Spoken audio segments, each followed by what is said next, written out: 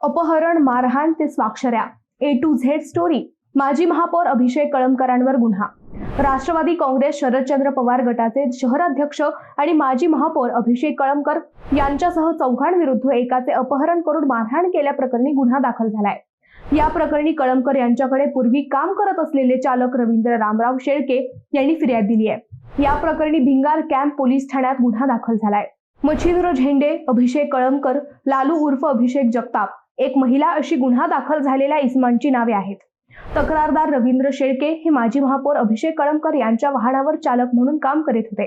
आर्थिक कारणातून त्यांचा कळमकर यांच्याशी वाद झाला होता, त्यामुळे त्यांनी काम सोडले होते. त्या सोमवारी दुपारी कोल्हेवाडी येथून वाकोडीकडे दुचाकीवरून जाताना त्यांचे अपहरण करण्यात आले. त्यांना चिखली येथील मच्छिंद्र झेंडे यांच्या बंगल्यावर आणून मारहाण करण्यात आली. दुसऱ्या दिवशी तिघे अभिषेक कळमकर व लालू जगताप आले. पुन्हा मारहाण केली. त्यानंतर त्यांना एका हॉटेलात नेत तिथे एका महिलेसोबत फोटो काढण्यात आले. त्यानंतर त्यांना जुन्या कोर्ट परिसरात आणले. त्यांच्या 9 नोटऱ्यांवर स्वाक्षऱ्या घेतल्या असं फिर्यादीत म्हटले आहे.